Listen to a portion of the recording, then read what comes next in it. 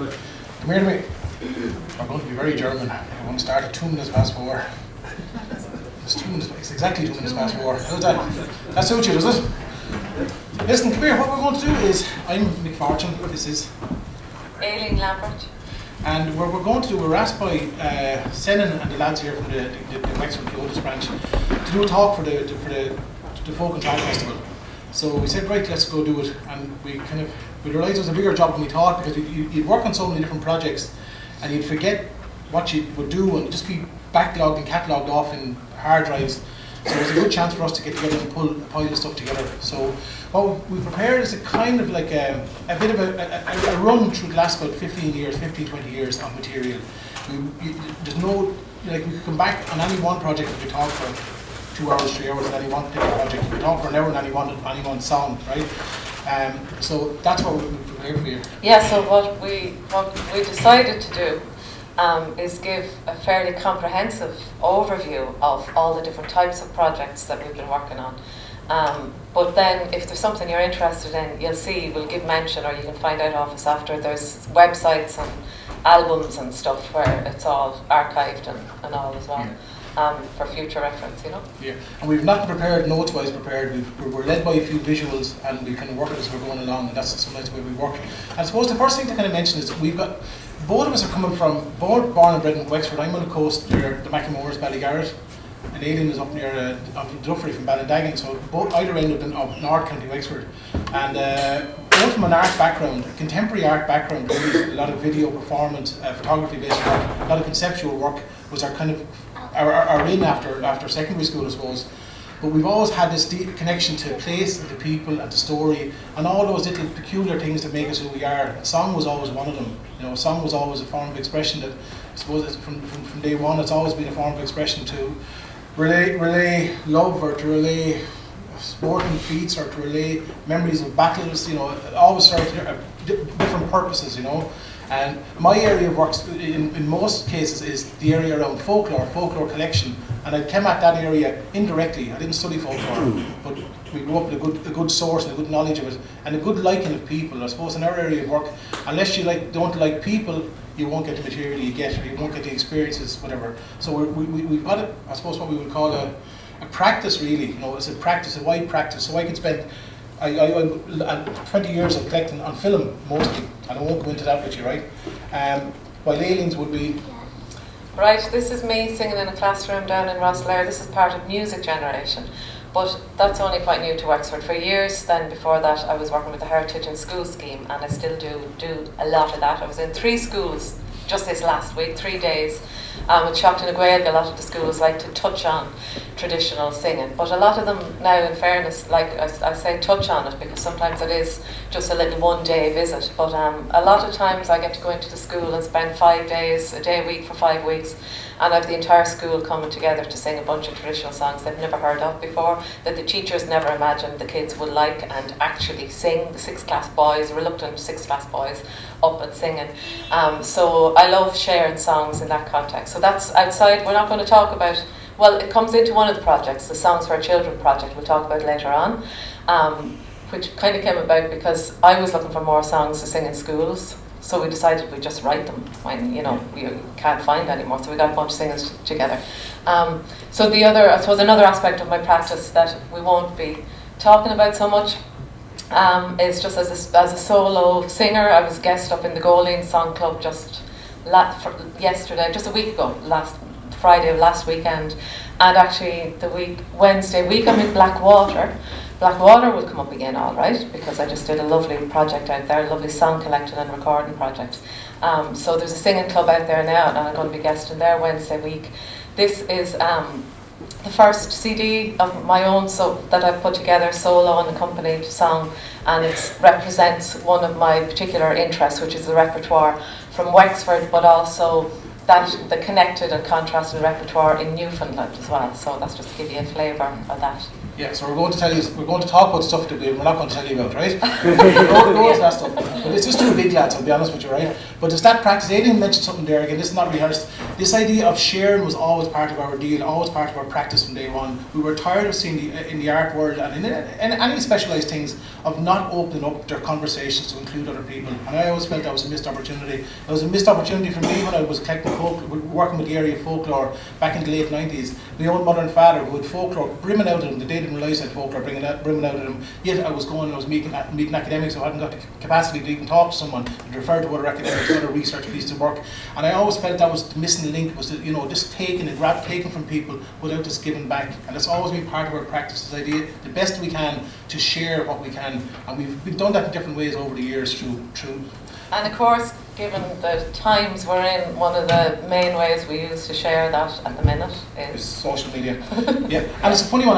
Like these jokes in your pocket, however good or bad they are, and I've probably millions have heard me talking about these before. They're amazing ways to connect with people. We can now bypass RTE, we can now bypass TG Car, we can now bypass BBC, and we can go straight into the pockets. If they're used correctly and used rightly, we can access information, good information, and share stuff, which is a brilliant tool. But anyway, listen. We've got 3 little girls as well. They're part of our deal now over the last 10 years, and they're part of it. And it's funny, our projects have changed and moulded over the years because of them, really, in some ways. And they're going to be here at the end, and they're going to sing a song for you, right? So what we're going to do is, we come at collecting songs or working with singers indirectly sometimes. This was a collection from Bunclody from 2002 that I recorded, and there were loads of songs in it, loads of singers. So you'd go in to do a folklore collection, next minute you get a recitation, next minute you get a song. So they're early recordings on audio with transcriptions, right? Lovely material. Again, we can't get half the stuff online, we just don't have the time to do it. And I'm not even familiar with that, but I'm about to use it as a resource myself to dig into it, because I'm about to start a project, hopefully in Bunclody, looking at songs of Bunclody, songs around that area. So that's something I'm going to be looking at, which I haven't even looked at before, even though it's at home. We don't talk, we meet each other in the doors sometimes. Yeah. But that idea of being immersive, I suppose the practice we have, you'd go work in communities, or you go work in a place, you could go be in Tipperary, you could be in Raheen in County Wexford, and you'd be immersed, and you could be doing a film-making documentary project. Next minute song would indirectly come in. Like this was down in Rosslare in 2007, working with a group, training a group, older men and women, to use cameras to document their own lives. This is pre-YouTube, so we kind of knew that it was a need or a way for people to document their own lives without going to RTE. But straight away, here's Paddy Berry in this shot, straight away we realised, if you're working in Rosslare, we had 4 songs straight away from that place. We had the Battle of the Hill, we had songs of Leo Carty, songs of Tin Lion sang. So even back then we were recording little bits like that back in 2007. One of the first, 2009 was one of our first pure traditional song projects that we worked on. And we worked on it with the National Library in Dublin, the Arts Council funded it, and the Irish Traditional Music Archive in Dublin. And it wasn't local in the sense, but the idea was we would bring 10 singers together to research songs that they'd sing and give a bit more flesh, and to allow more people a little bit more of a buy-in, or a little bit more of a hook into traditional song. So we got together groups of singers, and we just researched likes of Tim Lyons, Luke Cheevers, Tony McGailey, and we put on a concert in the National Library in December 2010. And then the following 6 months, we actually asked the singers to write new songs. So the first phase of it was that we asked the singers to consider a song that they knew, or that they, that maybe they sang, or that they were interested in, and just to consider, had they really researched what it was all about and what could be found about it. That was the first stage. And it was for us. It took a while. We had people who were All Ireland traditional singers, winners at Kyoto singers. Then we had singers who didn't do the competition route at all, and they were all trying to figure out what we were doing and trying to figure out this way we were working. And to us, it was normal to sit around a table and to leave ourselves open and to share ideas. But for a lot of people who were working by themselves, they found it very hard at first to figure out how is this going to work. But those kind of things to change time and trust and getting to know people. So what we did was we produced, I think there were 10 songs. It was called The Wild Bee's Nest. That was the name of the thing. This is Mick Fowler singing up in Owlert. And we brought people that we met up in Dublin every second week. We brought people down to Enniscorthy. We went on tours. So there's always a great social side to the projects that we do, right? As a way of bringing people together up here on Vinegar Hill, eating food in the back of my car on Owlert Hill, singing songs on Owlert Hill. So all those incidental, smaller things, any who go to traditional song festivals will know that they're all part of the deal, or the social fabric of the festival, as much as the songs themselves, that kind of the meeting and greeting. But what we did was we just produced an album. There's Paul O'Reilly here with Fergus Russell, funny enough, Fergus Russell or Paul, and we produced an album called The Wild Bee's Nest. So that was a big step for us, and that gave us a good. It was also a big step for a lot of the singers, because they were traditional singers, but they hadn't. A lot of them had maybe written songs, but they wouldn't be coming out. It's a funny thing in traditional singing.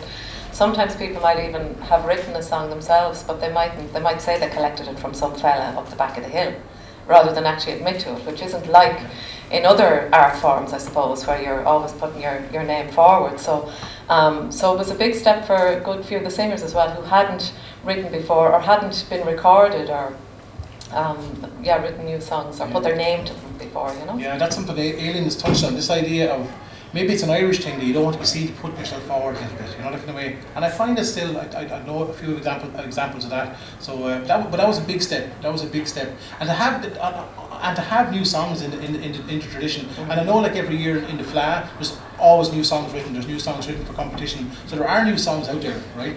That was called The Wild Bee's Nest. Are you all okay? Yeah. We'll get through some songs in a while.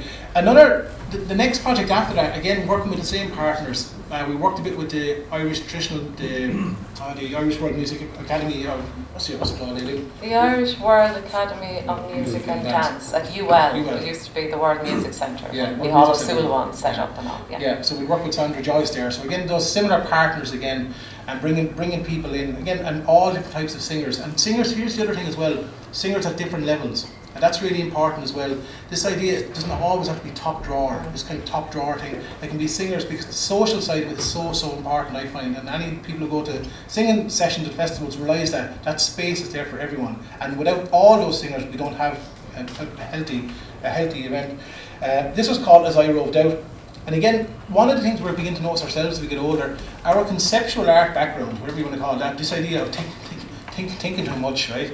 But coming up with ideas, and these ideas out of fresh air, and forming them, and then making them happen, right? This was one, we kind of worked with the idea of the notion of a journey. What was a journey, right? And we put on again the same group of singers together, again brought them down to Wexford, from all over the country. Jerry O'Reilly, Bridget Tunney from Donegal, John Tunney, Cliona O'Sullivan, Fergus Russell again, loads of great singers, Micheál Marnin, anyone who knows singers. That's the late Tim Lyons here. Tim Lyons passed away only about a year ago, a mighty singer from living in Galway when he passed away. And we brought people together, you know, the usual drinking and eating food and usual stuff like that. That was all part of it, right? And that is all part of it. But we put on a concert again. First concert was, if you can see the slides, can you? We had, the first part of the concert was and this is the other thing which we always go out of our way to do, is to produce material at the end that can serve a purpose for archive, right? So you'd have printed material. So we'd have Bridget Tunney here. Funny is anyone singing, you know, Bridget Tunney's from up in Donegal, the daughter of Paddy Tunney. So we'd have words and notes and where people got songs from. And while the second part of the concert were 7 songs were newly written, right? So we had songs like John Tunney wrote a great song. I'm going to play for it in a while. It's about an immigrant, right? But we're so used to the Irish story of the Irish going to America, the Irish going to Australia. John turned it on his head. If anyone knows John Tunney is a great man for turning things on his head, and he's got the balls to do it as well. And it's a great song about a young Serbian chap fleeing and coming to live in Mayo. Great song. I'll play it for you in a while. Larry Joy wrote a great song about the Ship of Dreams. It was about a couple from, again, these are the forgotten piece of history. A couple from Palace. From County Limerick, who had actually gone on the Titanic. So. Yeah. Brendan Kennedy wrote one about the St. Phelim, the crash down here at Tusker, the Aer Lingus crash. And Bridget Tunney she's a Mercy nun, is she? Loretta Nunn, yeah. And Bridget wrote a great song because she said that she was out in the Himalayas and she noticed all the headstones down where she was based, and were all young Irish girls who joined the convent and went out there and died. I'd say died very didn't have to live long lives, but she wrote a song about them, right? So the other thing as well, these projects allow that development with the singer as well, allow them to kind of get at stuff that they wouldn't normally get at. Yeah. Aileen can join in here anywhere when I stop talking. One of the things about getting old, as you can't see, here's this. This was in the National Library. I'll play maybe about a minute and a half of it, and it's John Tunney. When first onto this country, as immigrants we came, you could scarcely understand our speech, and you could not say our name.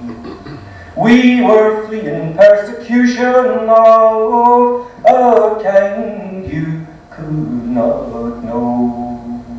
But now Ireland is our country and our home it is Mayo. My mind goes back to Bosnia, though it mostly makes me sad.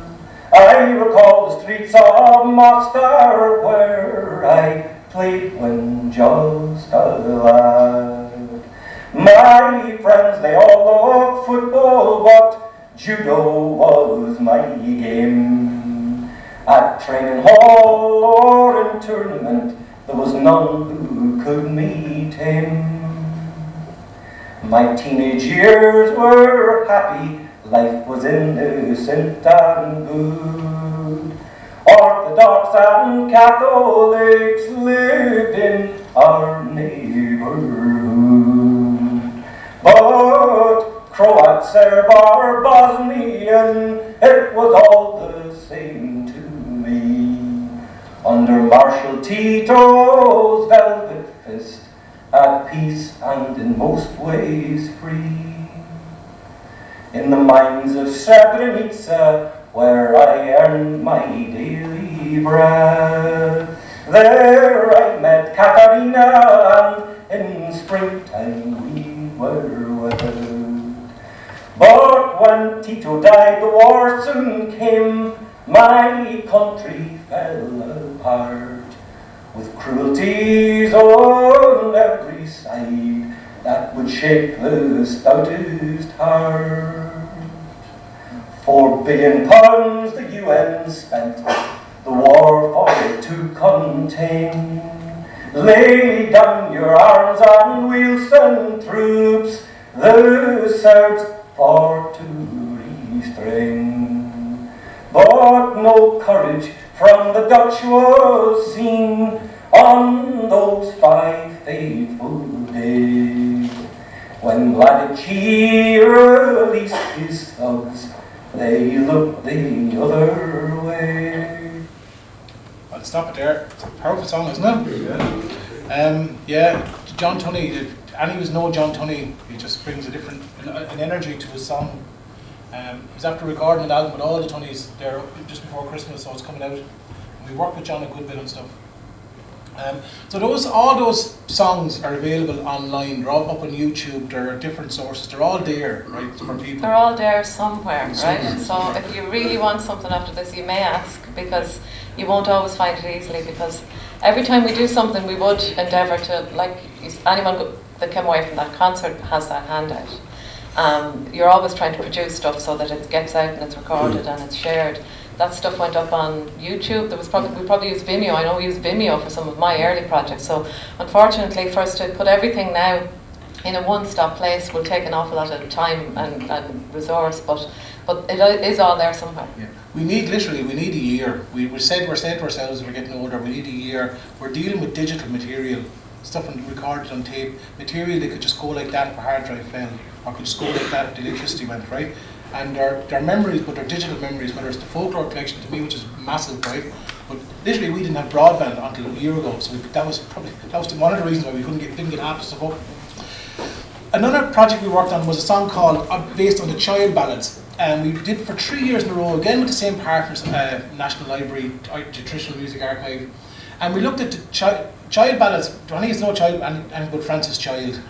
He was they're not to do with children. They're the kind of Nick Cave of they're the opposite of what you'd sing to a child. A lot of them are. They're scary and ghostly and vicious, or someone killed, or if they're not killed, they're buried or something in them. In a lot of them, but he was an American song collector, and he came to Scotland and England. He never actually came to Ireland, but it's a great collection of songs. And then Brosnan, I think, published the airs, because it was only the words in Child's collection.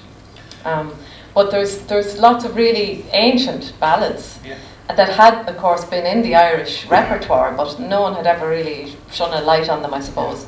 So while we were over in England and Scotland during the folk revival, reviving these songs, they were still being sung over here. There were travellers down in Bridgetown, Mary McGrath still singing, there was Liz Jeffers down in Kilmore singing them, there was Paddy would probably list a pile of people, we didn't know them as child ballads, that kind of way. The academic experts would go, that's child number 122 or child 12 or whatever it is, right? But they were being sung, and some of them sung in the Irish language as well. At least 2, maybe 3. No, just 4 or 5. 4, and also some of the songs were, here's the other thing, it's a kind of pan-European tradition as well. Some of the songs like, what do you call it, Big One Johnson, 12 minutes long. Escapes me. That's found in about 17 different European countries. So there's loads of crossover. Sometimes we think we're this pure little island nation, but we're not. Just crossover, loads of crossover. And here's one thing I was interested in with Child, who really came up with us, was the transmission of songs. And people know, the likes of, again with Paddy here, I'm referencing Paddy. Paddy's books are fantastic ways in which songs were transmitted now for our generation. We'd meet people who would learn songs straight from the books that Paddy would have collected in the 70s and the 80s, whatever, those ballads. But there were other indirect ways. Nowadays, like, we can just turn our phone on, we stick Spotify on, right? Everything's there, it's all easy for us, right? But back then it wasn't. You had to go work a little bit harder. I think working for stuff is easy. We live in a copy and paste generation, so I think getting the pure stuff now is what's lovely. But here was one thing I've always said it. I got someone landed these on my door about a couple of months ago. Ken Hemingway from Kilteely, where his mother's Ireland's owns, right? And people were snobby about transmission of songs, but this is an early thread for Facebook. The Ireland's Own was like once a week it would come out. What's her name? Nellie Roach here from Wexford. Nellie Walsh from Wexford. She was collecting songs, and someone in Donegal had been looking for a verse of a song, and 2 weeks later someone from Wexford would post that verse of the song. So that was an early way of transmission, right? And that was a kind of relatively new one. ITMA have got a huge archive of the Ireland's Owns online, right? Which is a lovely thing. Here's another thing. I came across this visual recently. Can you see the fella up here in the corner, lads? See that fella? The ballad singer, right? So you can see him. Here, this man here. This is a sketch of a fair. And all the hoo-ha of the fair was going on left, right and centre. But up in the right-hand corner over here is a man singing a ballad. And that's how a lot of songs were passed on, right? And here are fantastic images. I colorised these this morning for you, right? These were taken in Ulster in probably 1901 to 1910, or turn of the 20th century. And it's a ballad singer. See where a ballad's in her hand? Standing, another ballad singer. Right? These were photographed by Hoggs, I think, and probably W.A. Green as well. Ballad singer selling sheets of paper and selling the ballads. Now, Paddy, can I ask you, do you remember the ballad singers in Wexford? Any of them selling the papers? Yes, we have a few left. There was a ballad writer and singer from when President Kennedy came to Wexford in 1963. There was a ballad writer who composed a ballad about President Kennedy and sold it for 2 and 6pence outside the gate. That's the most recent ballad sheets we have. Yeah. And on that particular occasion, the officials came and moved them on because it wasn't seen to be a proper thing to do in praising Kennedy and stuff like that. So, yeah, 63 I think was the last that I have come across. Yeah. Broadsheets. Broadsheets, yeah. Sung for money. For money. And that's how people would go and they'd buy this and they'd come home and they'd learn it, right? And it's even coined a great term, and Paddy's probably heard this. There's Jack Yates, got a ballad singer as well. But you ever heard this term, Paddy? There's a hole in my ballad. For say there's a moment in your conversation and you lose your train of thought, because when people will be learning from their song ballads, there might be a hole in it, so you can miss a few freaking lines. So you'd have to make it up or figure out, right? And you'd have to figure out the rest of it. So I've come across someone recently saying, "Oh God, there was a hole in my ballad," right? Or a version of that, right? And that I remember putting this up on Facebook a couple of months ago, and people around the country remember that saying as well. But all tied back to these ballad singers. But one of the things which go back to Child, this Francis Child guy. People always said, how did songs come to Ireland? You know, they came with probably the movement of troops. They came with movement of within the travelling community. They brought songs. Someone would get a song and they'd learn it, and then they would. How did it work, Aileen? You explain to me. Explain to the lads how it worked.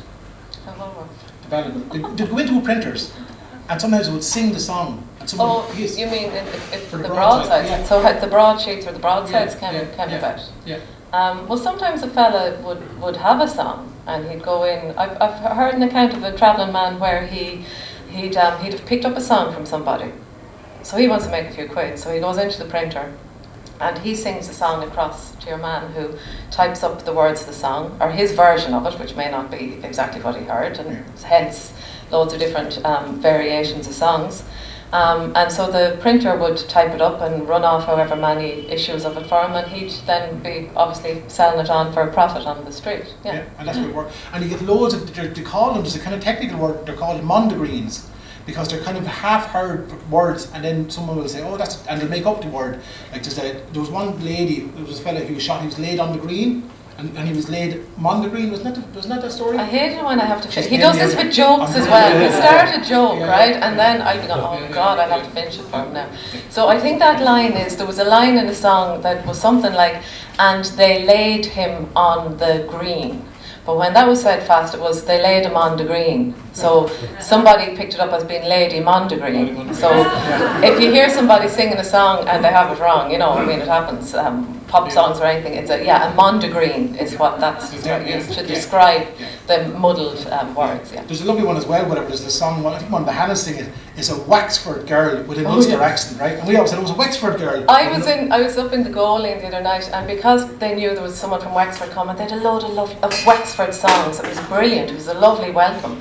But one of them then later on the night started singing the Lisburn Lass, it's called. So in the middle of it, somebody, this gorgeous girl is described, and there's a line in it that goes, she's like a Wexford girl from her head to her feet, which is obviously the nicest type of girl you could possibly have, except the original one was, she's like a waxwork girl.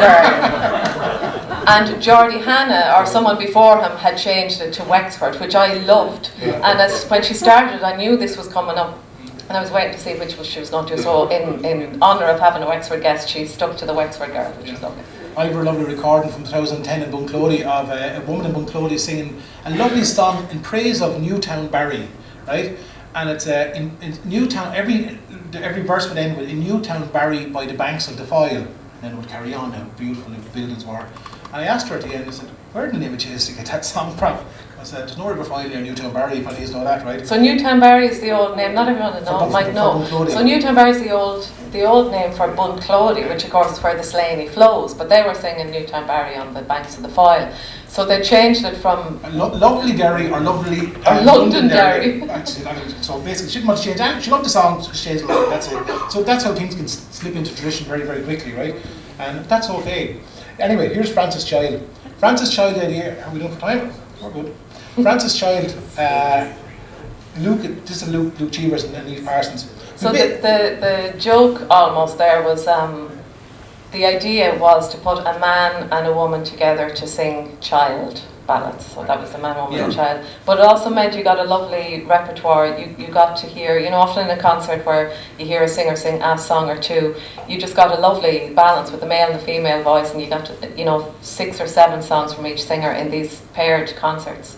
And also give people, like, they ran for 3 years between November and December, 2011 to 2014 I think it was, and 13.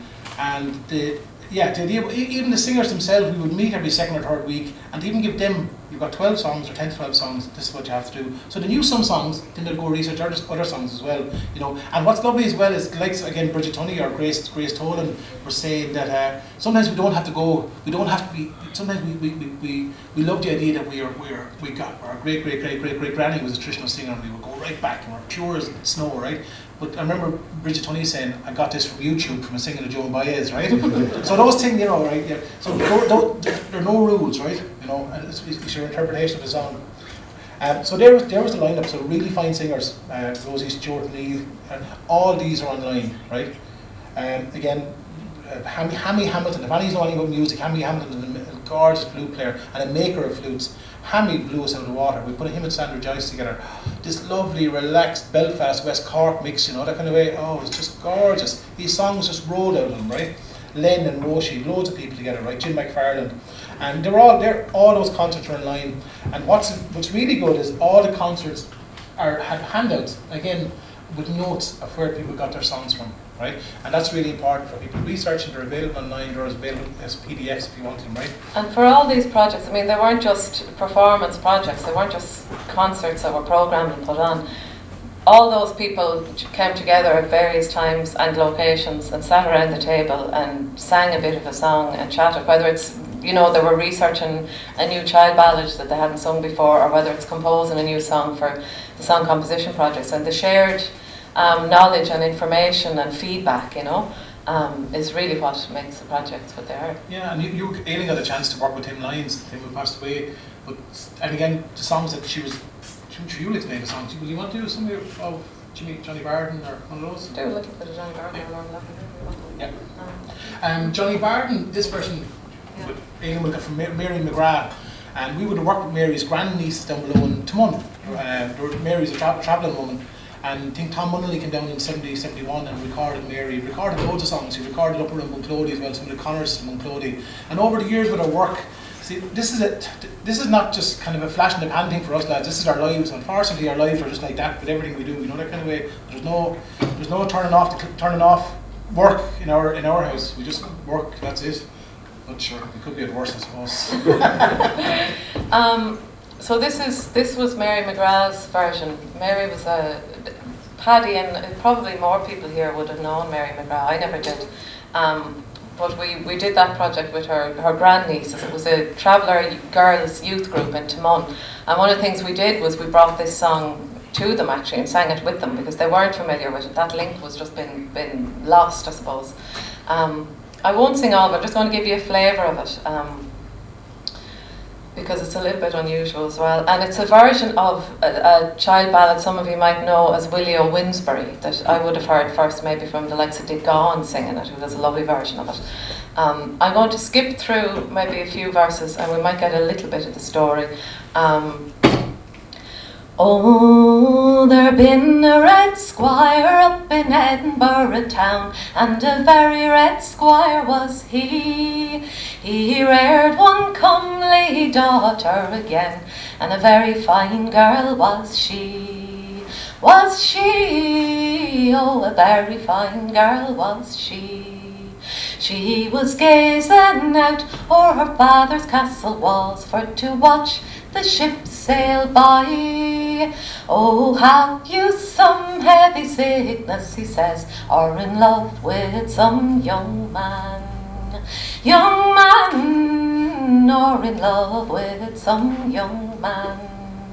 I have no heavy sickness, she says, nor am I in love with some young man. But there's one more thing, a trouble to me mind. My love is staying too long, too long. My love is staying too long. So she admits that she has a lover and he's a mere ploughman, which the daddy isn't too happy about until he sets sights on this lovely man, Johnny Barden.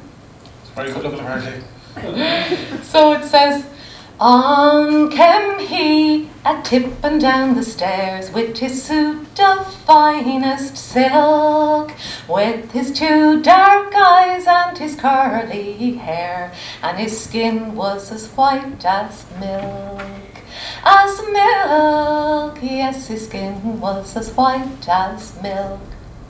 Well, if this is Johnny Barden, he said, well, if it is, I don't blame you at all. Sure, if I was a woman, as I am a man, it's in love with Johnny Barden I'd fall. In love with Johnny Barden I'd fall. So he blesses the marriage and they all live happily ever after.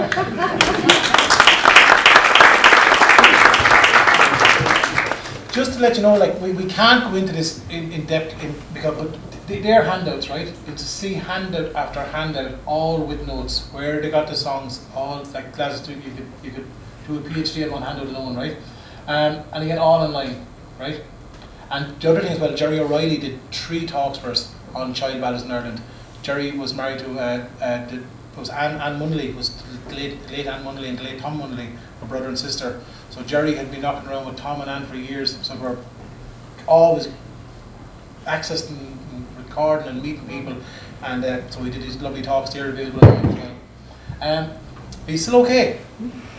Sorry. Yeah. So come here again. Other stuff. We've got loads. I looked at the clock.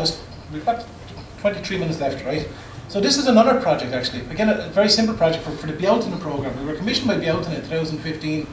We had this idea at the back of our mind of putting together a concert of songs that reference birds in them.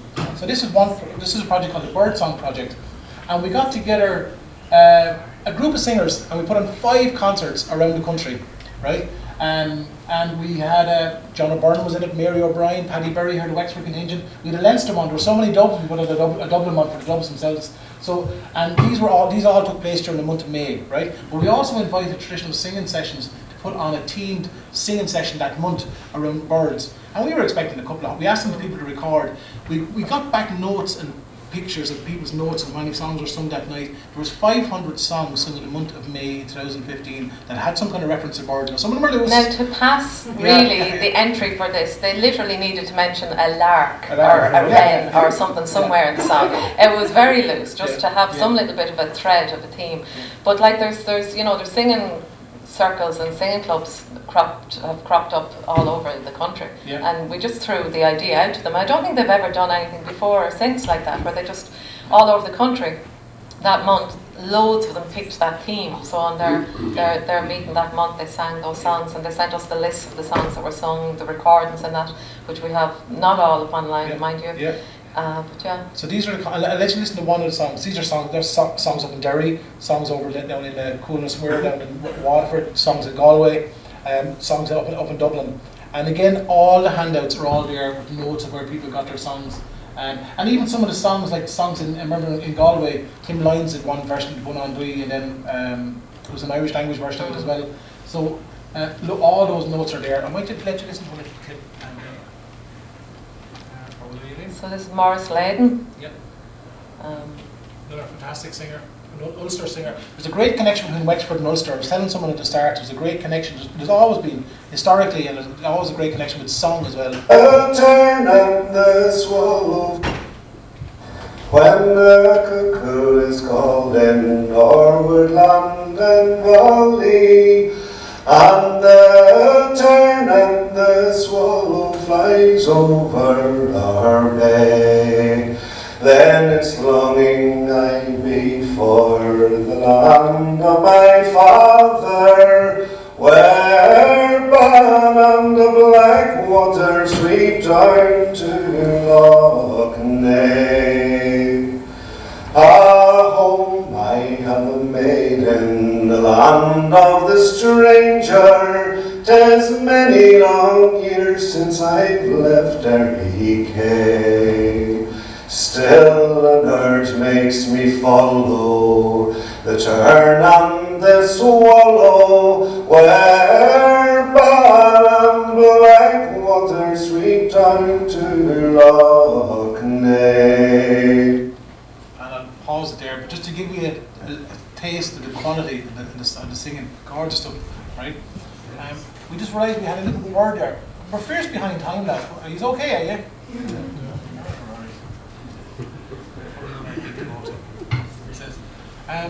Here was one thing. We'll go make it girls show.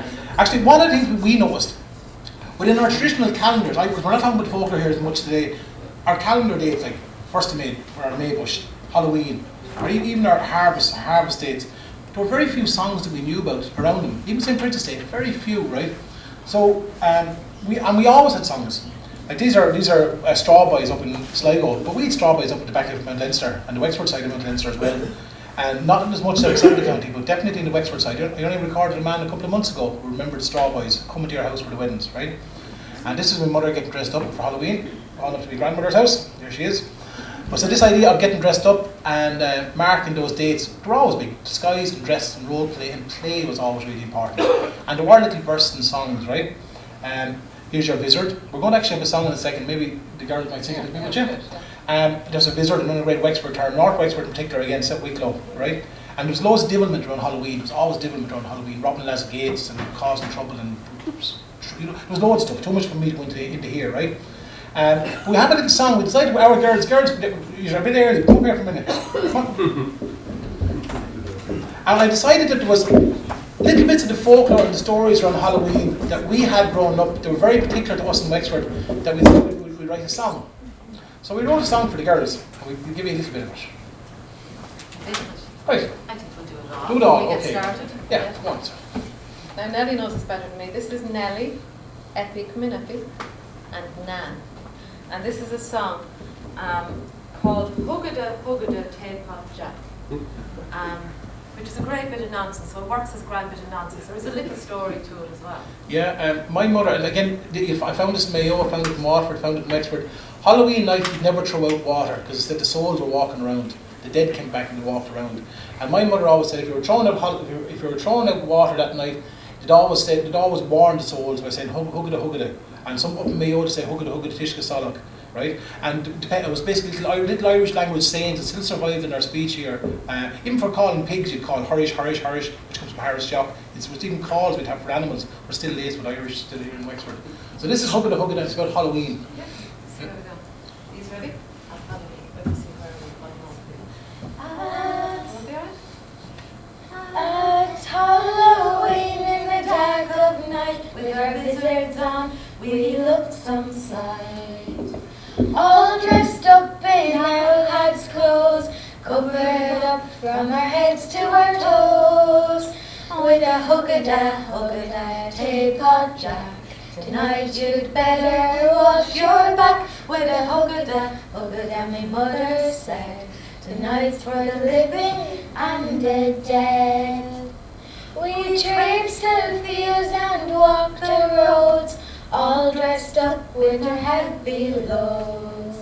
We met the puka and the plough, the devil knows what black dogs and sows. With the hugada teapot jack. Tonight you'd better watch your back, with a hugada, my mother said. Tonight's for the living and the dead. Be careful now on the outback road, as the ballman there, he is known to stroll. Any child found in his way, he'll steal them up and their souls away. With the hugada, teapot jack. Tonight you'd better watch your back, with a hugada, my mother said. Tonight's for the living and the dead. We met Willie the Wisp and Jack the lad, the Bucci palm and he's half mad. We played cards with the devil and songs we sang, and shared our money and called cannon. With a hugada, teapot jack. Tonight you'd better watch your back, with a hugada, my mother said. Tonight's for the living and the dead. Homeward bound before midnight, walking the roads in the full moonlight. We bid good night to the poor old souls, and come next year we'll meet you all. With a hugada, teapot jack. Tonight you'd better watch your back, with a hugada, my mother said. Tonight's for the living and the dead.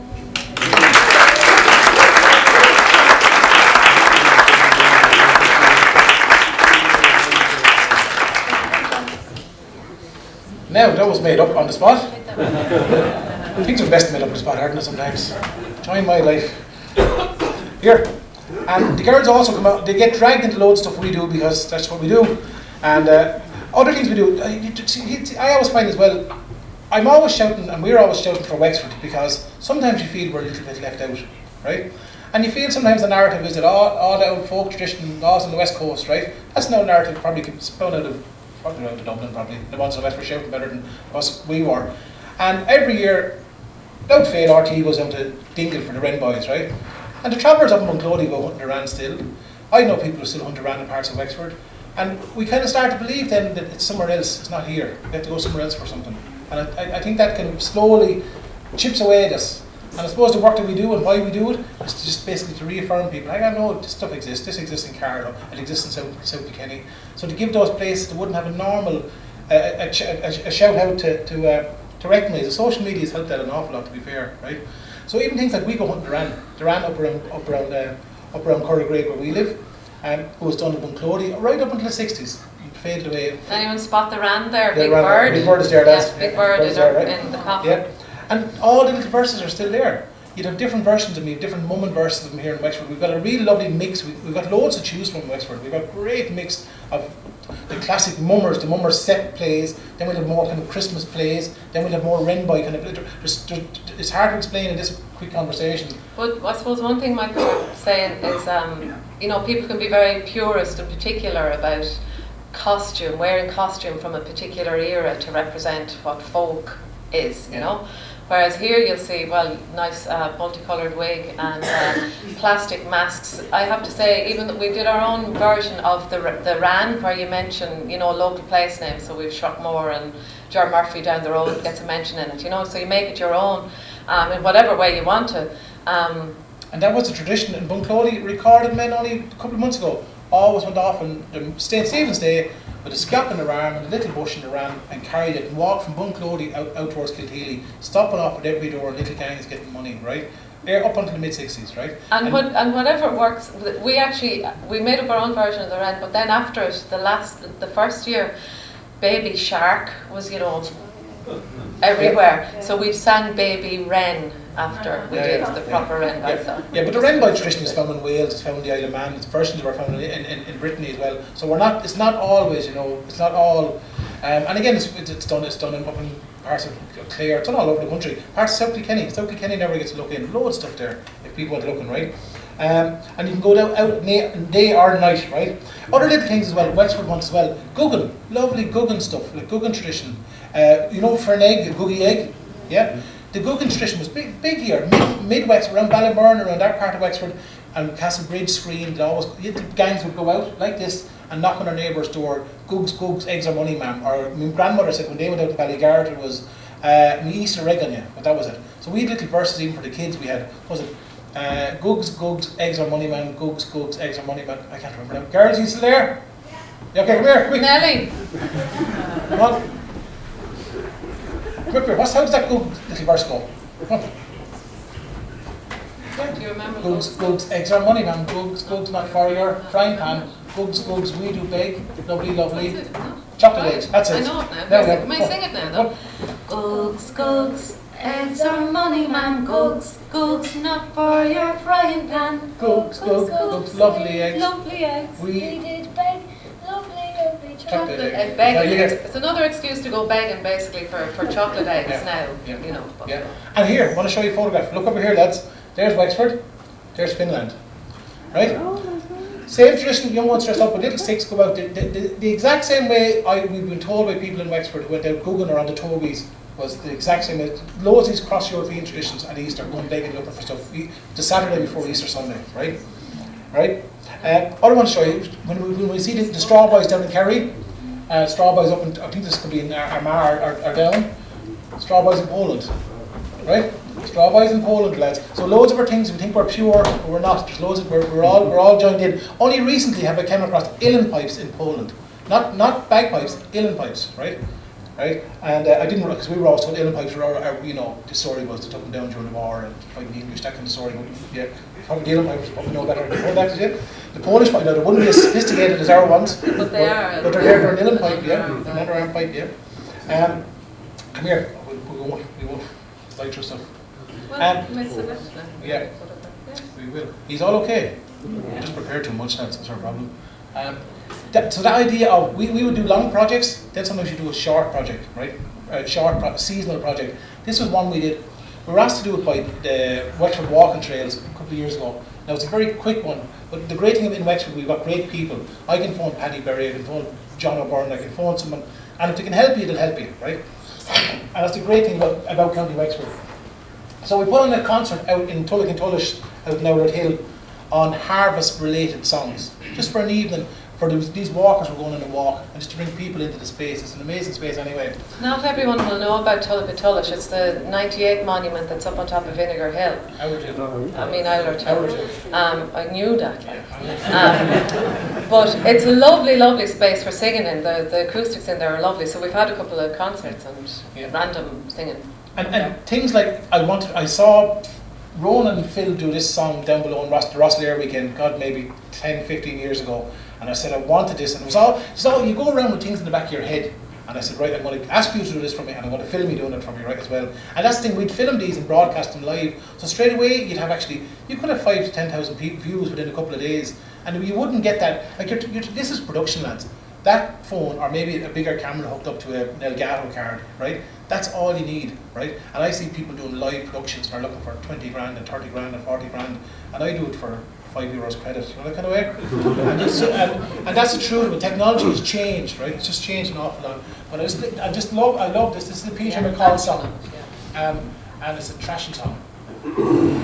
The hanger stands we've emptied and the shades we've carried in, to the corner of the barn to the thatches piled within. Young marked and packed right opposite the flail song in the air, for there's money due and prices due are well and pretty fair.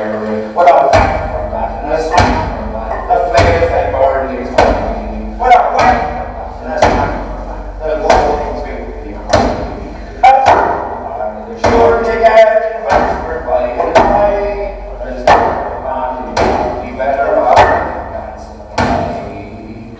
Now we had to put it into a bag and bait it in the bag and throw it, right? No, and it's not a real trashing, but I love this song because I love the actions of it, and I love the conversation between both men as well, which is lovely in it. It's called a trashing song. All these are all up online, right? Now, time-wise, lads, we're here to talk for 5 more minutes. Would you be okay for 5 past? Yeah. Sure, because we just have too much. Okay, I asked prepare too much. Come on. Mick likes to do the comprehensive approach instead of the selective approach. You know? So anyway, we'll get to another bit. So some of the projects I have done, like you've gotten an idea there about some of the ones where we're working with singers, you know, people that are known very well as singers, maybe are involved with a singing circle in their own county and have a big repertoire and all the rest. But I'm also very interested in working with people to encourage people who might have a song or two locally, you know, on local projects, to get them to learn a local song and sing more basically, but without this big pressure of having to be a singer or nice informal sort of gathering. So this was a project that I did a couple of years ago where, this was a big call out, which was trying to get across the idea that you don't have to be a singer, just come on, it's all right, we won't make you sing, but we will really, we'll get you singing all right. So Noel Armstrong, who's there and who's also up there somewhere, I can't really see, he's always over there, helped to facilitate this project, which there's some of the other local participants. Some of you might know some local faces there. Singer Senan Lillis from Clare crops up in a number of other projects. And one thing I noticed today when we went through this, I was the gang on the last night, but the project was about exploring local songs and singing them, really, simple as that. But what I was just saying was one of the things I noticed when we looked at this today, what's really nice about what we've been doing that I really like is that we're not going here and there all the time. You know, we're going here and then maybe going back here and then drawing this that we've worked with over here into this project. So like that, Senan, who cropped up there, was very much involved in the most recent community song project I worked on. So that was just, we got together and we sang a few songs. I also work in different settings as well. So this was a daycare setting in Bunclody. So Bunclody's cropped up again here. It was one of Mick's earliest kind of folklore collection projects as well. As part of this, the owl ones, you know, they weren't that interested in some of the real historical sort of stuff or the big long ballads that I might go to. So I pulled in some, it was called local songs and sing-alongs, because we brought in just some songs that it was all about socially enjoying singing, as well as some of the kind of bigger songs, I suppose, and heavier kind of research. But we did do a little booklet for the participants that time, and that's what I'm hoping to develop on now in the coming year, actually. But just to show you, I have some of these books here. This then, following on from that, worked with a number of singers out in Kilmuckridge, and we did a DVD. One of the main people there was John Furlong. A number of these songs were written by John. So yeah, the great John Mangan and the Ton Team one, I think, now it's going, and Father Stafford. So John is one of these local singers who is very much underappreciated. Well, maybe he is well appreciated. We appreciated him so much so. There's some of the others that were involved. So Kilmuckridge, you see, had some great things to put in a song. They had an All-Ireland weight champion, world champion weight thrower, John Mangan. And then the Ton Team were this famous tug of war team as well around the turn of the century. So there's some great heroes, songs of local heroes. So there's one of John's songs. And then you're going back to some of the older songs that would have been in the book collected by Ransom, the Songs of the Wexford Coast, which Mick has just recently done a video recording project of. Yeah, so look at, we gave John a little award on the night anyway, just to recognise all the work he does singing and promoting traditional song and music. And there's the door, a kitchen door, I think it was a kitchen door, a lovely award I got for, as part of the Keep Wexford Beautiful or something, for doing that project. So it was really nice. Okay, it was nice for me, right? But it was lovely to see a project like that getting recognition as well in that kind of wider community setting that the county council are giving out, you know. And then just a few months ago in Blackwater, which would have the history of mummers, which we included in the songbook, and CD. Of course, there's great, again, you have the sporting heroes. All these feature in songs that we collected around Blackwater. We recorded them in, that's our own space. We have a little recording booth just in the corner of the room. So we get to record, it's perfect for solo, solo unaccompanied singing. It was the first time really I used it, apart from doing my own CD I barely mentioned earlier. So here's, this was the launch night where we had singers. There was about 28 singers from around Blackwater were recorded for this project. So it was massive, and the amount of material that we turned up. And what was also really important, Rita here in the middle, not just the singers, but the local historians or the local community contacts who were able to find out. Somebody knew some fella wrote this song, but where was he now, or who we tracked down? And Rita was one of the main people who really did a lot of that work on the project as well. So that's a big thing when it comes to these kind of community projects. So that was the finish up of it there. Give you an idea of it. And those books and double CD are available. Micheál Marnin from Dungarvan, he launched it, and we gave Senan, who's done an awful lot of work and collecting and promoting traditional song in Blackwater, a little bit of a presentation that night. So those things have been made and are available. And this, I mentioned this this book just now because a lot of the songs from it are still sung, and it's a very famous book really among singers, but nobody had ever done, to my knowledge anyway, in recent years, any kind of, had made something new of it until Mick came along there. When was it, last year? Yeah. Yeah. Yeah, one thing, Aileen's, the importance of the local, like what she was in Blackwater and Kilmuckridge and Bunclody, local singers wouldn't normally get a chance, see themselves as singers, to get a chance to sing these songs and to work it really hard on the ground. That kind of local stuff is so important. You can do the big national Birdsong projects, but to be fair, when you go down to that local ground stuff, that's when the magic happens, and that's when it means something to people as well. Nannies who worked on the ground locally, when things are on the ground, when they've got good roots on the ground, and it means something to that community as well, Now, I got a phone call before I came out here this evening, and it was from Blackwater. That they've a new hall and they're having a fundraising variety night, and they asked could I come along and sing. And of course I will support it, but just that they as a community, they completely embraced the project and supported it. We got plenty of the books done, because I'd like to have a stack to keep back for over the years to show what the kind of projects I've done, but they've been sold out. They were just a great community. There were lots of people got involved that only barely had sung a song or two before, and we had them up on stage or in the recording booth, recorded on CD.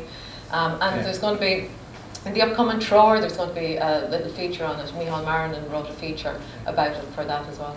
That local thing is important, right? I'm seeing you here now, I recognise your face from Facebook, right? And it's funny, isn't it queer the way, like someone in Donegal or someone up, you're louder, aren't you? Yeah? The way, even though it's so local to some particular, to Wexford, someone up in Loud will listen, or if you put up something from Loud, I listen to something from Loud. So I think over the years, we were kind of believed that everything had to be dumbed down for us, through national media, everything had to be kind of softened for us, so that keep everyone happy. But people like the local. If I'd like to hear something from South Armagh, look, I'll go find it in Antrim or West Kerry somewhere, that kind of way, we'll find stuff and we'll connect with it, even though we mightn't know the place, but we can connect to the sentiment in it. So that's kind of important. I think that's the power of the Blackwater stuff as well. One thing actually, you're still okay though, lad, seriously, because I am looking at the clock here, and I will look 5 more minutes, will we? Jesus, lads. We're back for part 2 next year, right? Maybe we'll do that, right?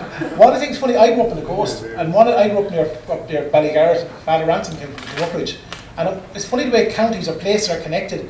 I realised after doing this project how we are connected along the sea. And then it really dawned on me, geez, we are actually. It's funny, you'd have these divides in your head, the ones from North Wexford don't like the ones from South Wexford. All these historical divides.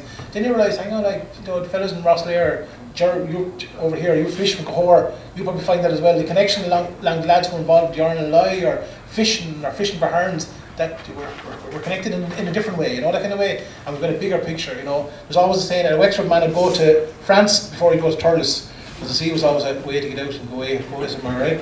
But this is a book. I worked with the Wexford traditional singers, John O'Byrne and Phil Berry, and we literally got Father Ransom's book and got some of the singers to sing some of the songs and brought them to the places and filmed the songs on location and recirculated them through social media, through YouTube, through DVDs.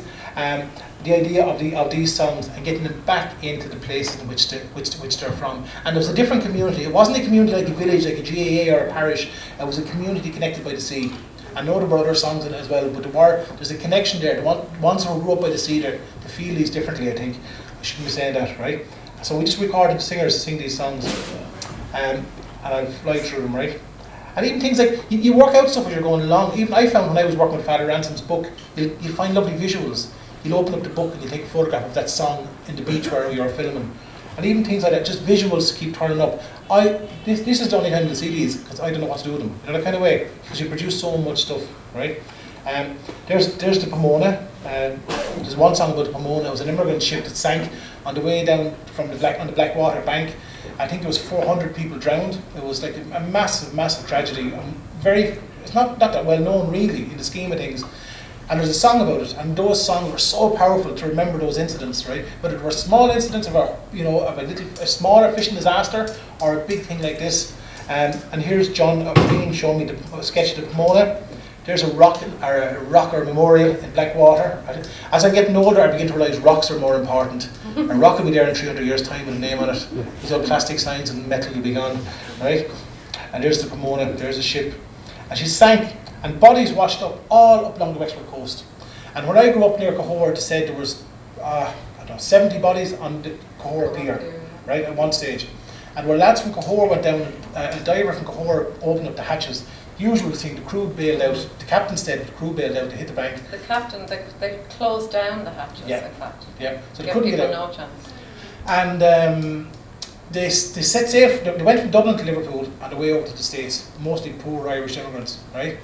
And when this man from Cahor, apparently, this is recorded in the school's folklore scheme and in local memory, when he opened the hatches, he said a woman with 4 or 5 children tied to her came out, or floated out. That's the story, right? And it's funny, folklore and song, like song remembers this story, but even folklore remembers it locally. There's a newspaper cutting here. It said that the passengers were entertained by a piper and a fiddler as they were leaving Liverpool. And they said they were entertained all night, and then they hit the bank and they sank. But local fishermen, or lads out near that part of near Kilmuckridge, Blackwater area, they always say when a storm is coming, and whether you believe this or not, this is the story, when a storm is coming, you'll hear the music coming up from the sea, from the spot where the Pomone went down, and then they know to get in, there's a storm coming. That was the kind of belief that they had. So there's all these other incidental things with the songs as well. That's where I've got another 3 hours here. I told you. Told me. Look, come here. Jesus, that's just ridiculous. No, this is ridiculous. No. But what do you want me to do? Do you want me to do part 2 next year, or part 2 sooner later? Will you go for another 5 minutes? Yeah. You sure now? Yeah, sure. We'll stay. Here. I'll just make other song stuff. This is John the Miller Power. Another project. See, we work on so many projects. That's our problem. This is called Stop, Look, Listen along the Waterford Greenway. We recorded songs and placed along the Greenway. Aidan O'Kelly, right? So songs, Karen Casey. Jesus. Yeah, thanks, Wendy. Yeah. Micheál Byrne, right? Larry Joy, and John the Miller, right? And these are communities, like this songs directly post, but what connected Waterford City to Dungarvan, and there were all these songs along the way that were recorded along those places. And we got simple things like we recorded them and circulated them. We do everything home produced ourselves, lads, I'll be honest with you, all DVD stuff, right? And we put up little signs along the Greenway where people would hear and learn about the song. They could have a YouTube link. Now it's very basic, primitive technology, in fact, from 2007. But it was one way of getting those songs back. But one of the real gems was I'd done my part of the project, and we recorded a song called the Kilmacthomas Girl. Kilmacthomas is right in the middle of the Greenway. Gorgeous, gorgeous, gorgeous town. But the Greenway just lifted it. It's floated it, right? Because it was down. It was back up now again. And in the meantime, it just so happened that Kilmacthomas National School had approached me about doing some singing with the Heritage in School scheme, which would mean I'd go down for a day a week for 5 weeks, and being a small school I was able to get around to all the classes, so I'd share songs with all age groups, and then on the last day often in that case we'd come together and sing. So because Mick was working on this project and he was looking towards a launch, we decided we'd double up, and of course it suited everybody, it was grand. I had been doing the Kilmacthomas Girl just a little bit with the kids in school, and they'd seen the video of John the Miller Power. So John had become a celebrity before he came to the school on the day for the launch then. Anyone who's from anywhere, it's like the moment in The Simpsons when they mention Springfield and Homer shouts, woohoo, right? Remember that? Right? When you mention your place name, it's like, Jesus, they're talking about me, right? And when these young lads heard this song, the Kilmacthomas Girl, which I'd never heard before, they're going, Jesus, this is about us, right? And they loved it. And we brought John the Miller Power down, and you have a combination of John the Miller. I'll let you look at it. This is the first time John rambled up to the school, and the kids, it was like meeting Bono, right? You know, this kind of way. And I was like, right? And the Miller she's probably a better performer than Bono in some ways, right? And we just filmed on the phone outside in the yard. And some of them knew the song, some of them didn't know the song altogether. So you see, they were only supposed to join in on the chorus, but they were bursting to sing the whole thing, and I was afraid they were going to take off from John. I met some frishy collies in the rambles here and there. Are a tall ones and small ones, you'll find them everywhere. But of all the pretty girls I've met, from the Cumras to the sea, sure the Kilmacthomas Girl is the one that pleases me. For she is as fine a girl as you could wish to see. I'd marry her this minute if she only would agree. How I wish that I could coax her down to Cameroon with me. For the Kilmacthomas Girl is the best of qualities. 'Twas at a dance I met her, and she gave me such a start. In fact, I can't forget her, for she stole away me heart. I cannot tell the clothes she wore, I couldn't even guess, for I was looking at her face and never saw her dress. Oh, but she is the finest girl that you could wish to see. I'd marry her this minute if she only would agree. How I wish that I could coax her down to Cameroon with me. For the Kilmacthomas Girl is the best of all. Pause there, right? Come here.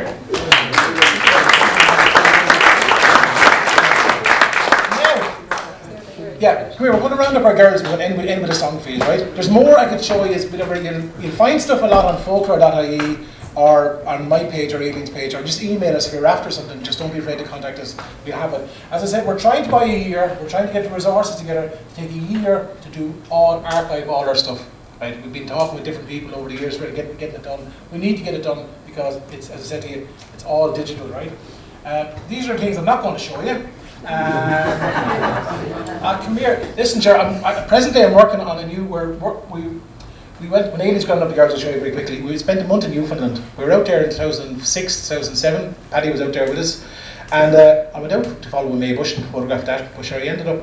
We brought the girls. We actually brought the Maybush back tradition back in one village there. But we ended up working in schools and meeting people, all Wexford, Waterford, South Kenny, South Tip, right? And we recorded and recorded and recorded and recorded and recorded material. 90% folklore in my case, and loads of song. This man was supposed to be up in Donegal. We're in Donegal at the Show Festival in a couple of weeks' time. This man, Len Mooney, song after song, still sung in our accent. This is Bunclody Street in St. John's, because there's a man from Bunclody settled there, and the street's called Bunclody, or Bonclody as they call it. Are our girls still there? They're gone. Our girls are gone. I believe, yeah. Our girls are gone. I want to choose Dennis Nash.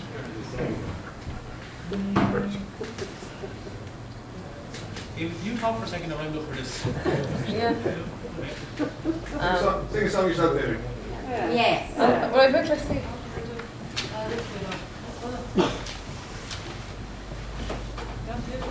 No, I'm sure you're going. Well, we were going to sing with the girls the Robin song. Yeah. Or will I do Fogo? I'll do Fogo. I say Maritime. Yeah. So I'm out of breath after running up and down the stairs. And they went off with me bottle of water. As well. It's disappeared. I'll sing this one because it ties in with Newfoundland and it's not as long as Lord Levitt, which is another one of the ones there. Yeah, this is a song called The Green Shores of Fogo. And when I heard it first, I didn't know where Fogo was. I thought it sounded like Fiji or somewhere. And then I heard the song, and it's a very Irish sounding song.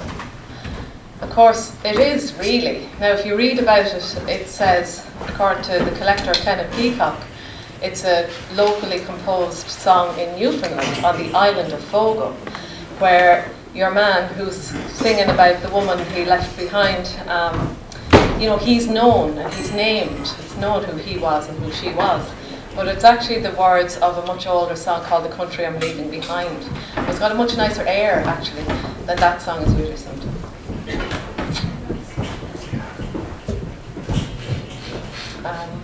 What's the start of it now?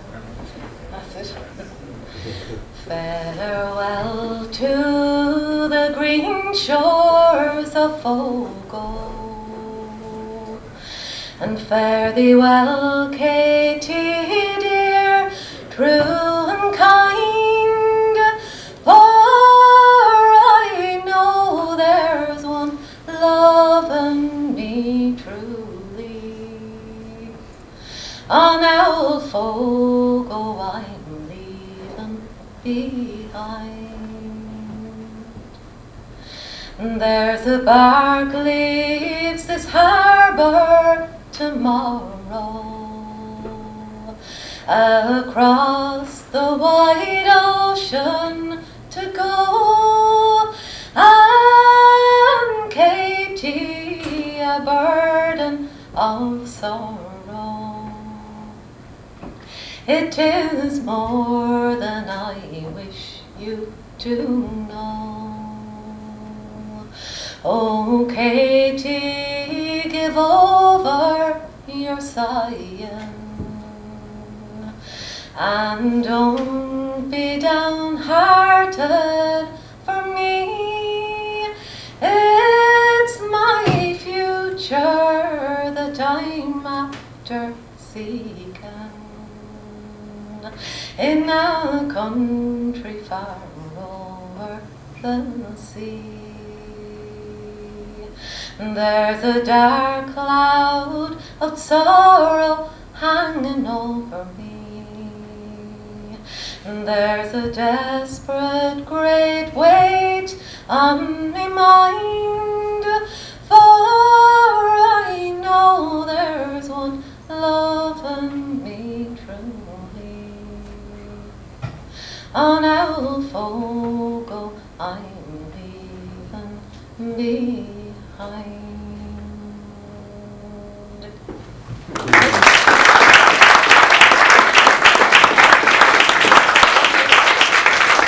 We're going to let you go, right? So listen, two things to keep an eye out for. Our Newfoundland collection, we're launching it in probably about 6 weeks' time. We're going back to Newfoundland in May for 3 weeks. So we're launching that collection of folklore and song. Keep an eye out for that, right? We won't get a chance to show any of that there now. It's good, lovely material in it.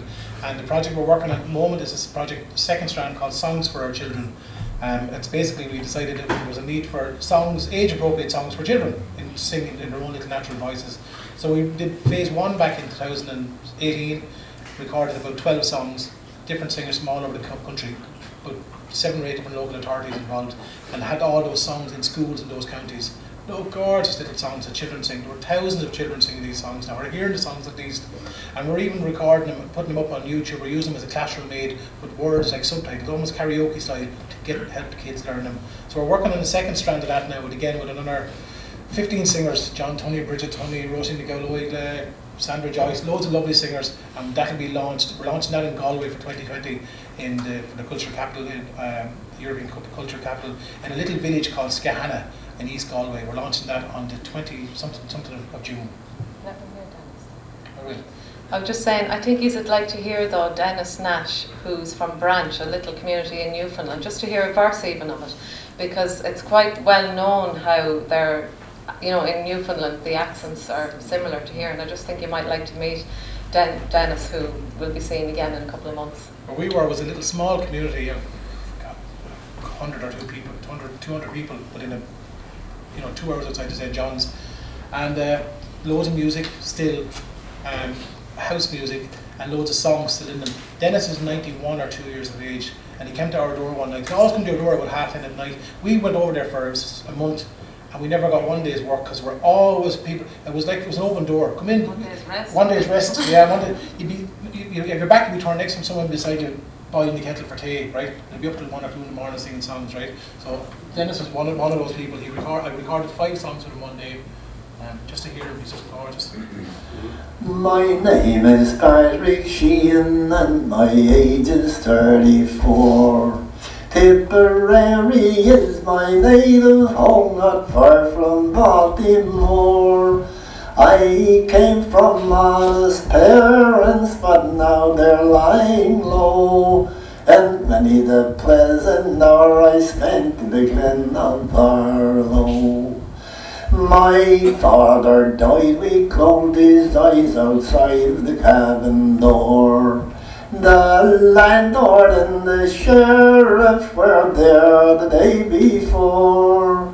And now my kind old mother and sisters 3 also were forced to leave with broken hearts the glen of Barlow. Isn't he gorgeous? Yeah. Just to say thanks to Alpin for setting us up here, and to everyone involved with the festival, and have a great time. And there's stuff there if anyone's curious about, especially some of the folklore work that Mick did touch on. And there's a concert on here tonight. Derry O'Farrell's playing here tonight. Isn't it here? It's somewhere 8:30, is it? Yeah. He's on here at 8:30, and there's loads of different things to keep you occupied all over the weekend. So go out and enjoy Wexford if you can. Thanks a million.